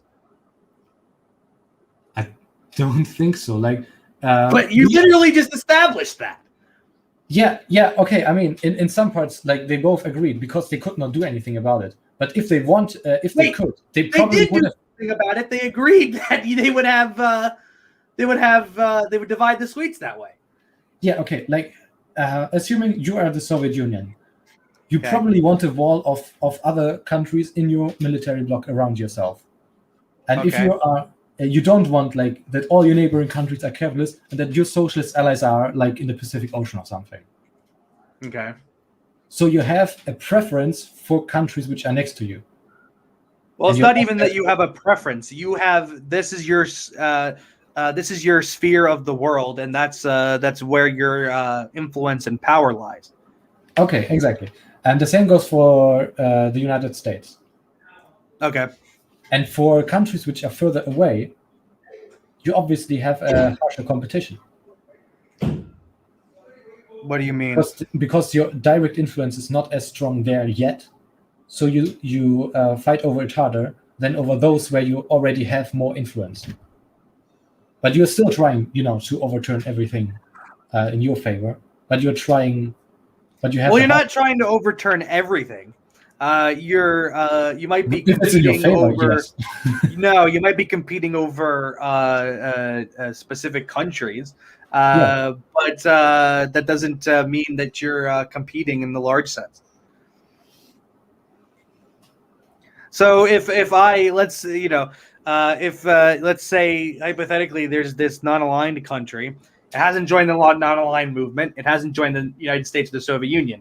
The United States or the Soviet Union might want that country to join their side, but that doesn't mean that they are in all other matters in the large sense that they are competing powers. It means that they'd prefer that this country goes to their side in this instance. So they are competing over that. They may be by the way, I don't think this ever actually happened, but they may be competing over that specific country, but that doesn't mean that they are competing superpowers in a Cold War. That means that there's competition in that instance. All right, and if there are like hundreds of those instances, there wasn't. How many do you think there were? Well, I don't even know of one. Like Angola, for example. Okay. Cuba intervened there I don't actually know if the Soviet Union was forced to intervene through that. Wait, so if the Soviet Union wasn't even part of that, then what does it have to do with the United States and the Soviet Union? I'm pretty sure the Soviet Union was involved in some way. Okay, it was involved in some way. Well, hold on.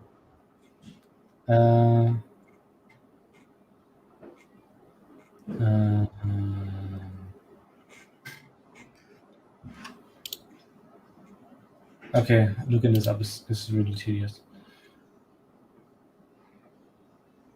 I mean, Angola became a socialist country. Okay.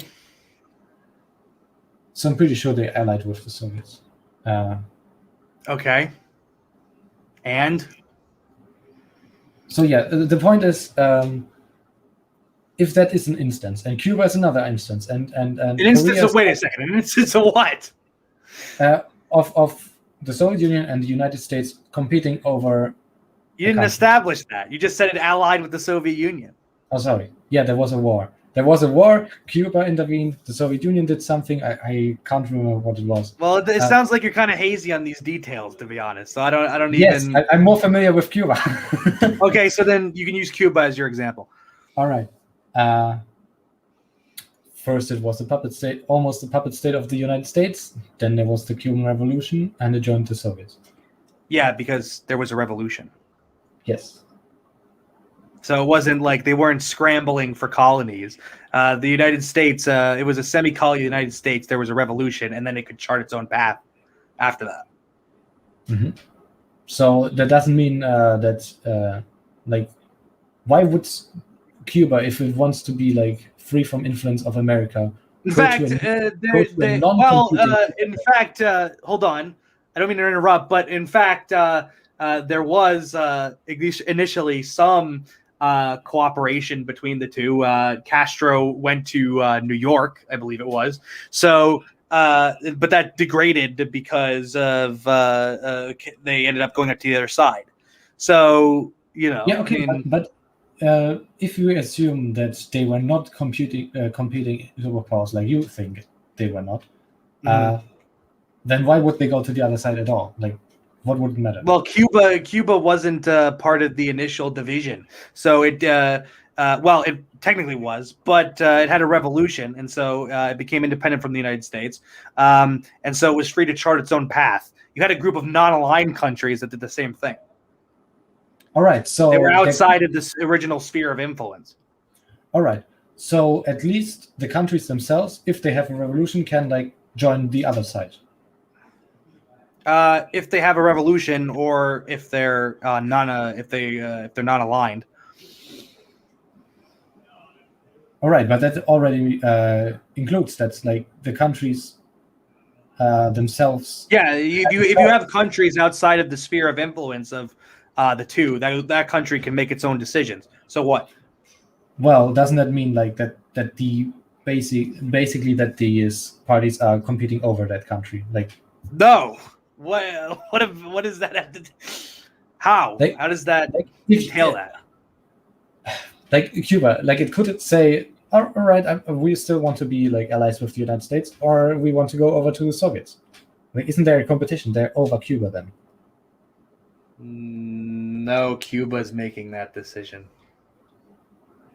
Yeah, but if there was no division between the Soviet Union and the United States, then there would be no decision. There's a formal division in the sense that there are two spheres of influence, but that's about it.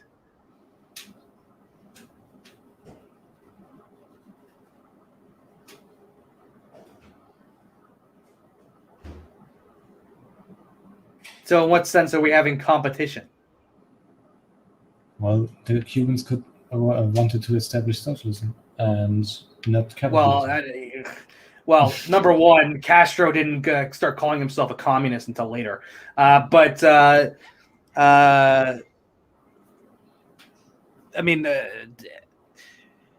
let's get back to this fundamental thing. How did the institutions of the Socialist Bloc, how did they separate themselves from the larger structure of the capitalist world system? what is the structure of the capitalist world system? The structure of the capitalist world system was all of the institutions that made up the world market and the intendant hierarchy of nation states in the 20th century. So basically, if a country traded on the world market, that would mean they were part of the capitalist bloc? Well, so it doesn't. So the one isolated act of trade doesn't necessarily mean anything. If the country was part of the world market, then yeah. Mhm. So If a the country reason engages with the world that market- countries traded on the world market was because they were a part of it, All right. and that literally means that they were enmeshed in the world economy. But the same would be true, if there would be two competing superpowers with different economic systems. No, because then there would be then there wouldn't be a world market between the two, would there be? It would just be this system over here and that system over there. Yeah, and Because that's the way and it a third literally party was could in the engage 16th both. century, for But the instance. third party could engage with both, making it basically a unified thing, a unified world market. What? If you are in Angola, No, I didn't hear what you said. So just Okay. repeat it. Even if the Soviet Union and the United States are not trading with each other directly, there would still be if any third party could decide, okay, we trade with them, hey, we can maybe trade with both if they both agree with that, then That's you not could how, still have. That's not you how could- any of that works. All right. So the way world economies work is that you have a division of labor that makes up the world economy, and institutions, states in this instance, are either part of that division of labor or they're not. In which case, they're part of. If they're not, they're part of a separate social system. So, for instance, during the feudal era in Europe, feudalism was, and this is debated, but the feudalism, at least I think the only solid case there is that feudalism really only existed in Europe because in China there was a completely different social system, and China wasn't part of the same social system that feudal Europe was part of. Also, in another example, during at the outset of the long 16th century, when capitalism developed, the capitalist world economy was just Europe and areas in the Atlantic. It wasn't China. It wasn't the Muslim world. It wasn't. It was only part of the Americas. Wasn't Africa. Africa actually had to be outside of the system in order for it to be a repository of slaves. Because they would basically, if you had slavery within the system, the slaves would be depleted. Basically. If you have two different social systems, then they have to be institutionally separate.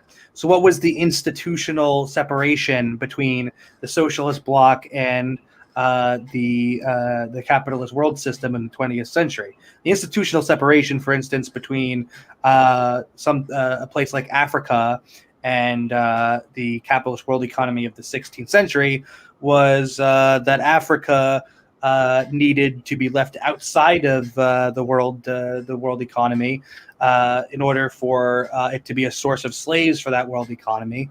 Because if Africa was part of the world economy,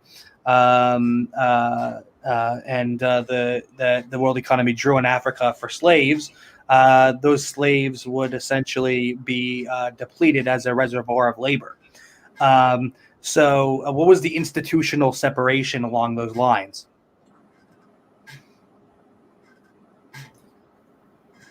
But then you just said that the only way that you can be outside of it is if you're basically losing out, like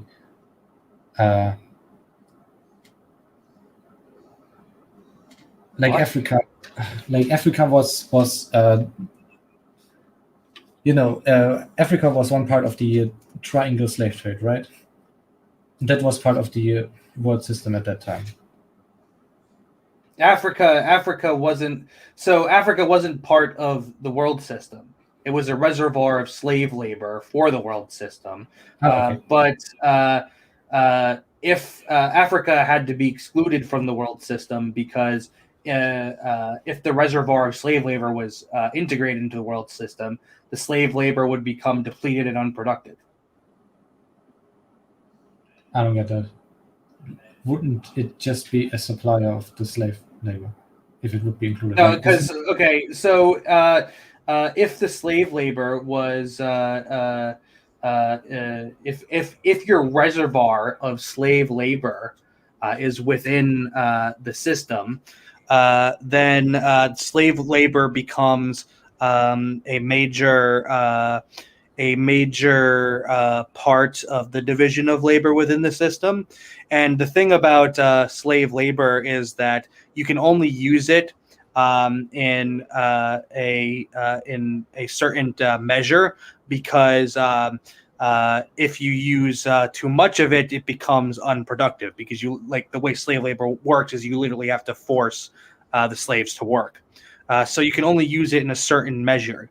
But if your reservoir of slave labor is already part of the system, then the slave labor makes up a huge portion of the division of labor, and thus it becomes unproductive because there's simply too much slave labor for slave labor to actually be productive at that point.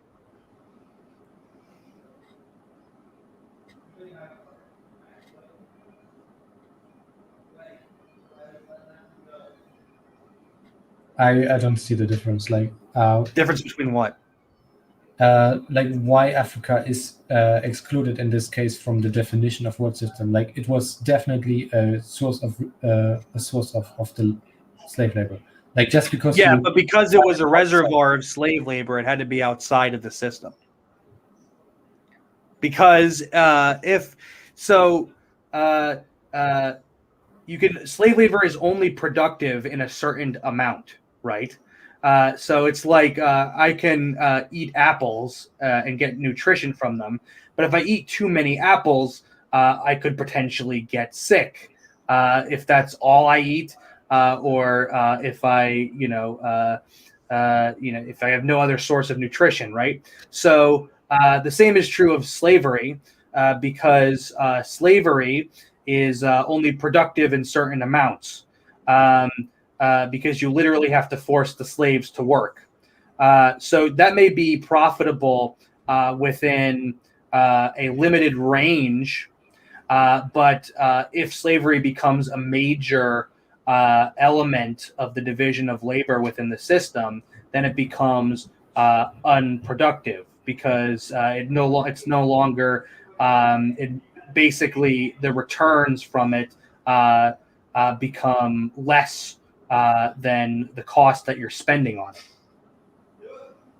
This just sounds like the definition of the world system just excludes Africa because it's inconvenient, because it would make a contradiction. It was literally excluded for productivity reasons. Who excluded it? It wasn't a who. The way that's just the way. That's the way the division of labor was formed. The division of labor was formed based on productivity norms, and so it took on certain kinds of labor in certain proportions, specifically in proportions that were productive.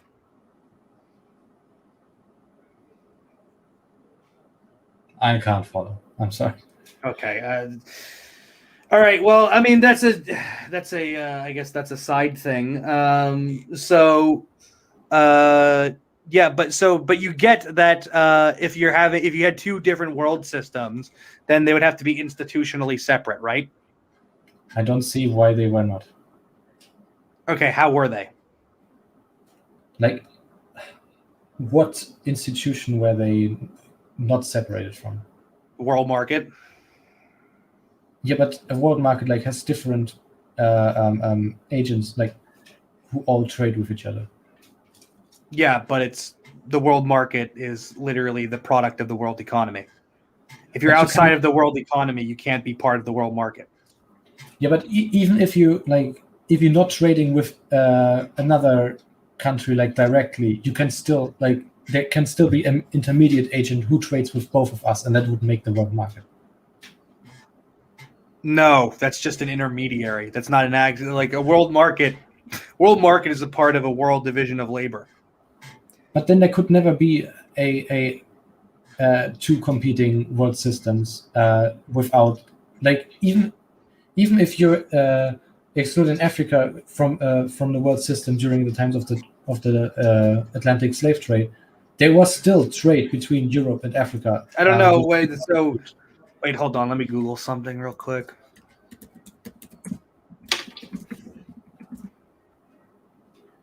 From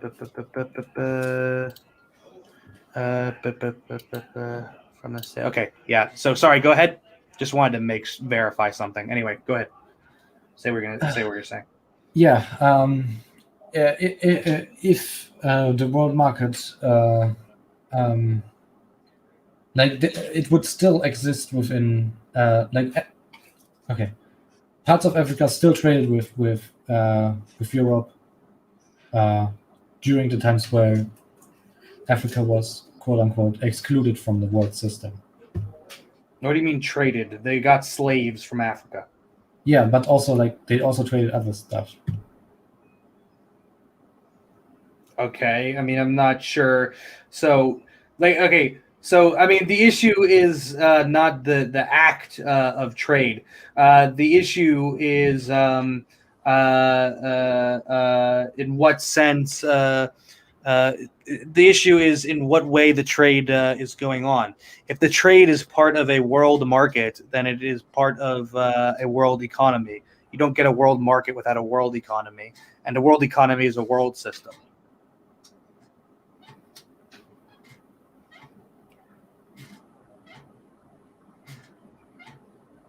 Then the only way that there would be two competing world systems is that one is completely shutting out the other one and not even trading with intermediates. Yeah, you could have instances of trade, but if you had trade such that there was a world division of labor, then yeah, they would be the same world system. But then you're making it very hard for there to be competing worlds.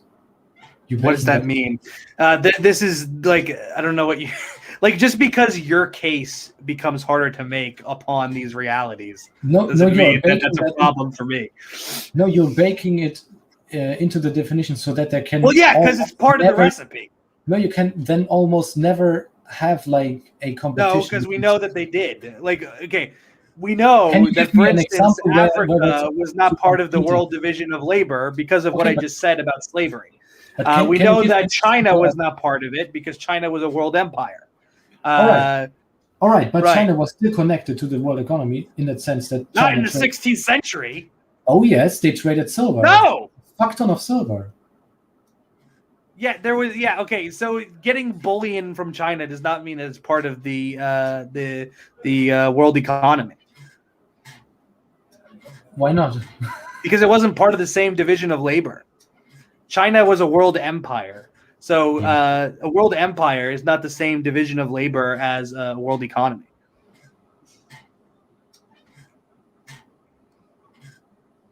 So was China part of the world system or not? Not in the 16th century. At least not at the outset.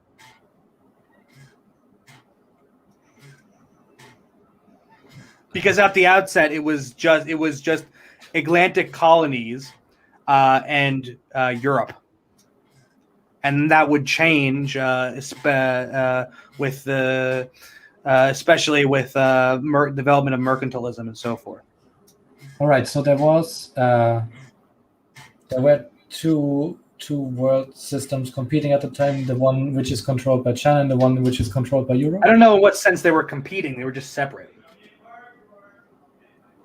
All right. So doesn't the same apply for the Socialist Bloc and the... No, because the Socialist Bloc was part of the same division of labor. What is that division of labor? The division of labor that allowed for the use of productive resources to generate and accrue more productive resources. The world market at the time. Can you give me some specifics? Like what that wasn't specific enough for you? No, at all. That was so general. Like then I don't know how you define general and specific. Specific in the sense of like why, like what was the global division of labor that the Soviet Union engaged in? The world market. In what sense? In the sense that the Soviet Union was part. In the sense that the Soviet Union was part of the 20th century world economy, based on firms that invested productive resources for the accrual, for the production and accrual of more productive resources. That's just growth. That's just what? Yeah, if you invest into more so that you increase the productivity, that's just growth. Yes, growth as a feature of economies is a capitalist thing. That's what I said before. No, you can have growth in every economic system. In what sense did hunter-gatherers have growth? We went over this before. You can still have growth, like... What sense did feudalism have growth? Well, you can get more land under your control.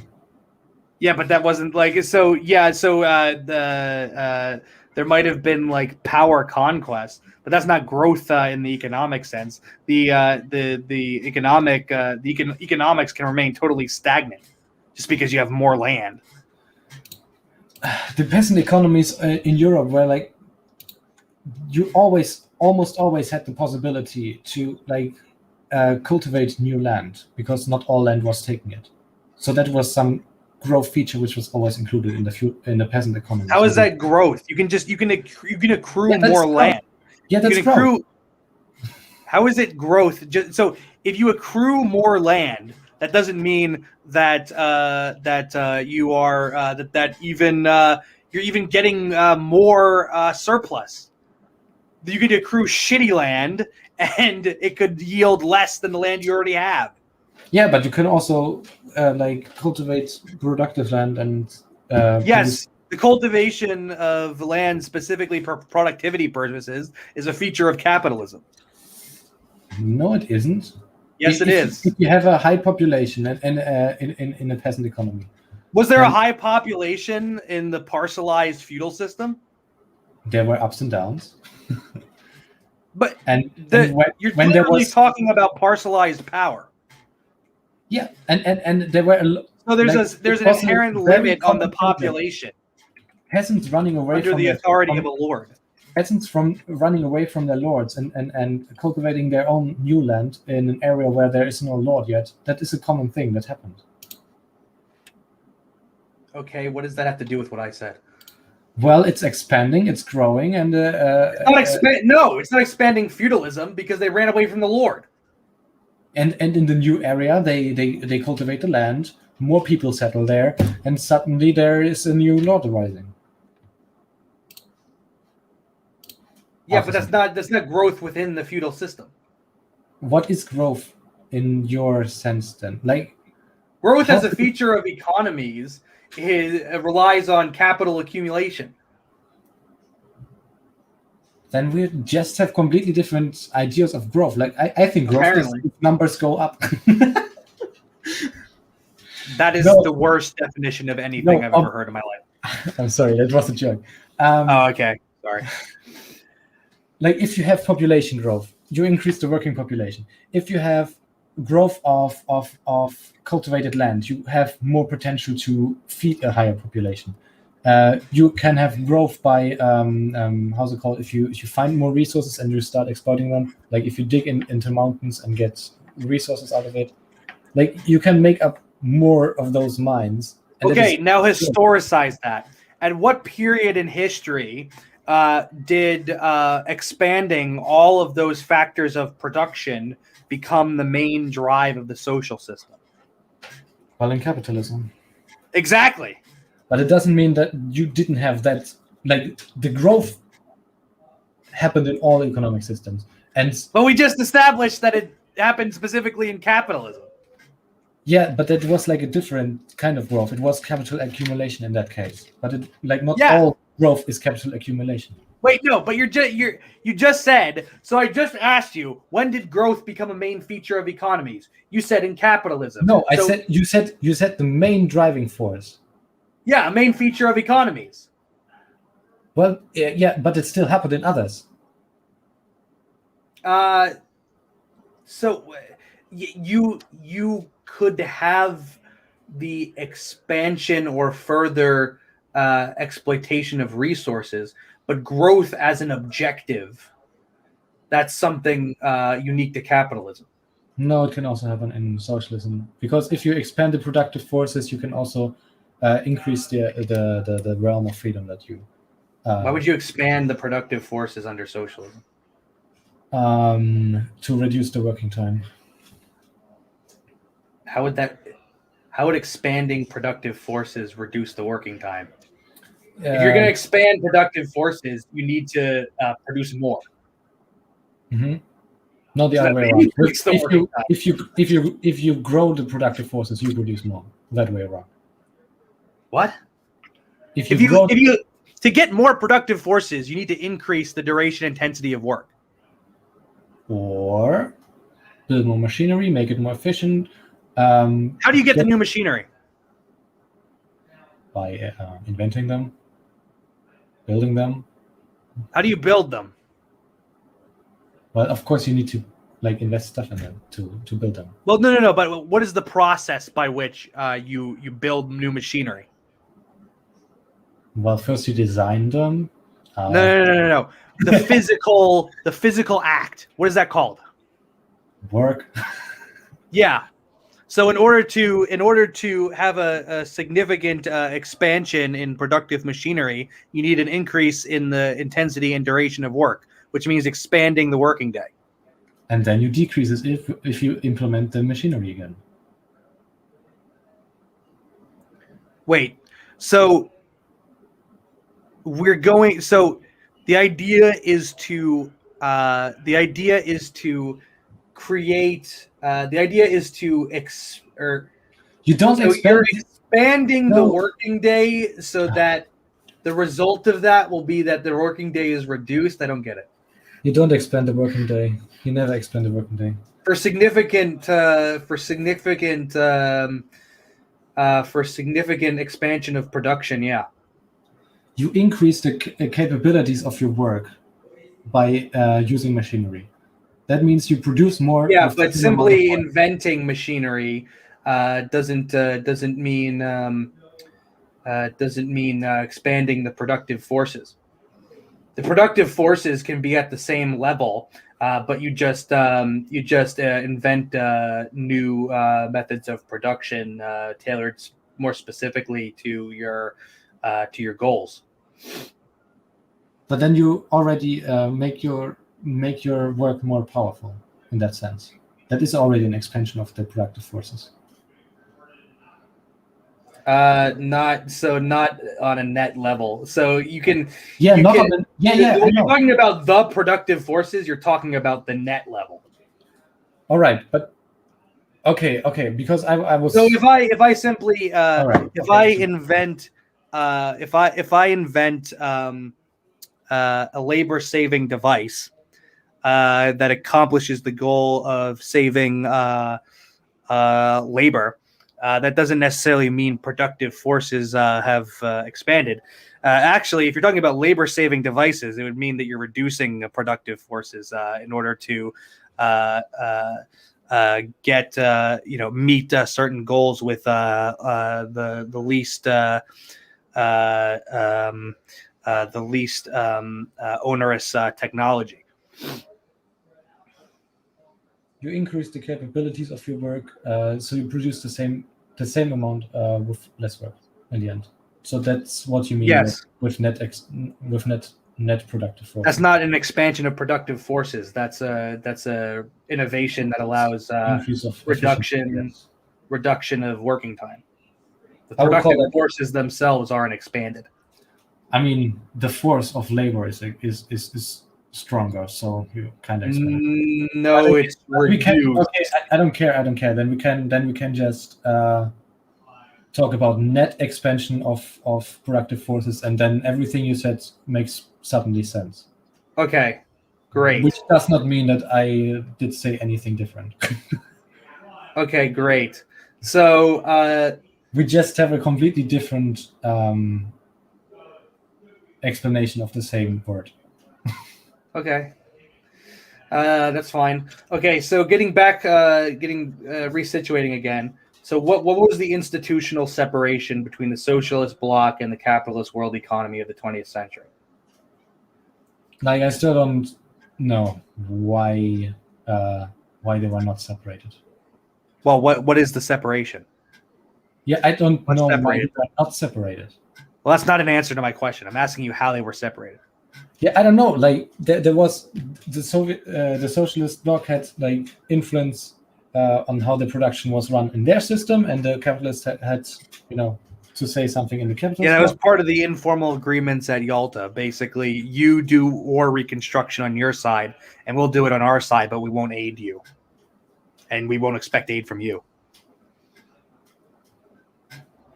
Yeah. So I mean, like, where was the? So you're talking about the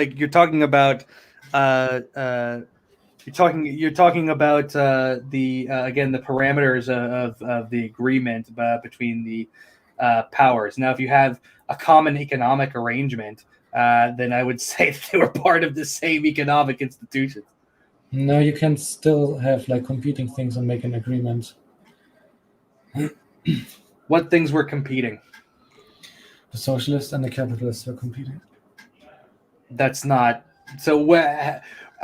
So how did the socialists separate themselves from the capitalists and be socialists?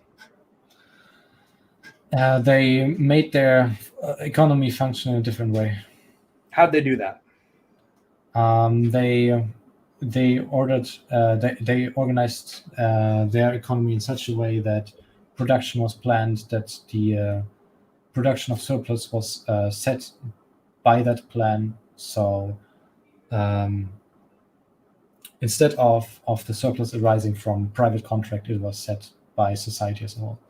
What does it have to do with relations of production? How is it not something? You're talking about like administration and contracts. That has nothing to do with the relations of production. Well, yes. Like the surplus arises on the society level in socialism, and in capitalism it arises on the individual level. Surplus is a societal phenomena. Yeah, there is a societal surplus, like a net surplus in capitalism. But in socialism, there is no private surplus which arises from your labor. There's only a social surplus. In capitalism, there is like you exactly. Surplus is produced socially regardless. Yes, but in capitalism, like if you work for your boss, there is a part of your time that is definitely there to as a part of the income of the capitalist. In socialism, that's okay. Yeah, but we did this before, right? The in every class system, the ruling class consumes part of the surplus. Yeah, and in socialism, there is no class system.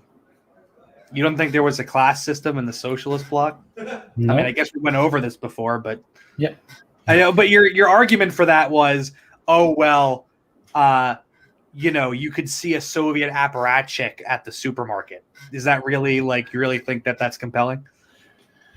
I mean, the how's it called? The standard of living was not different from like. Yes, it was. They got better healthcare. They had lavish parties. They had dachas.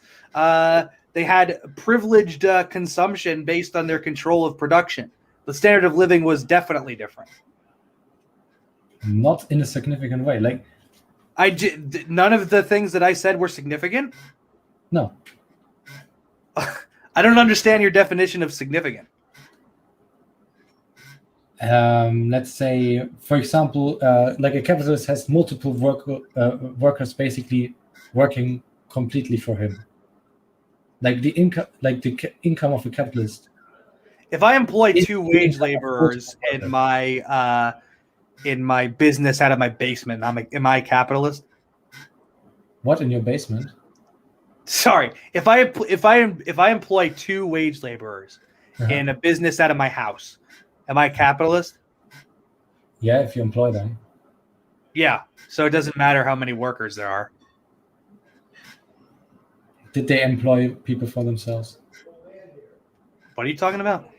Did the socialist officials do that? They were employed by the state. The state was controlled by the apparatchiks. So you do the math. The math turns out that there was no real significant difference in standards of living. So having dachas, having lavish parties with lavish catering, foods, having privileged consumption, having better health care, none of that's significant. No. First of all, I really don't understand. No, it was not generalized, and they did not like get a private. Their dachas were fucking private. I still don't know. How do you write that even? I have to read up on that. DACHA.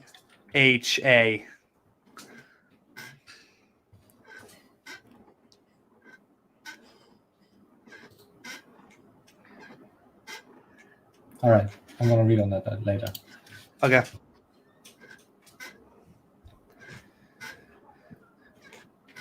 But right, so I'm not. You just seem like it seems like your argument there is just, well, it's not significant. I mean, I'm not sure what your definition of significant is. There was like they shared like the people who had the control, quote unquote. They basically shared the same life as everyone else. There was no distinction. I just told you how they didn't. How do I have the same life as you if I get better healthcare? I mean, first of all, that was maybe the case in the Soviet Union and not in all socialist countries. And second of all, well, it was the case in the Soviet Union, and you're making a case about the Soviet Union in part, so it still works for my argument. But go on. I'm making a case for the state socialist countries, which include the Soviet Union, right? Yes. But, so there you go. Go ahead. A specific thing in one country, it doesn't mean that it's like generalized. But you were making a general statement, so to disprove that, all I needed to do was supply one example. But go ahead. Then I can just point to one specific example where a capitalist does not make any private income, and there would be no capitalist. No, that's possible. Like, I could reinvest everything into the business. Yeah, no. So I don't know what the point of bringing that up was, but I'm tired. All right. Yeah, I mean, it's been like 2 hours, so if you want to end it now, that's fine. Thank you for having the discussion with me. It was interesting, and I'm open to doing it again sometime in the future if you would like. But yeah, thanks. And yeah, is there anything you want to say after, in conclusion or whatever? Anything you want to plug or anything? No, not really. Yeah, thank you for the nice talk, and have a nice evening. Yeah, you too. Bye-bye. Bye.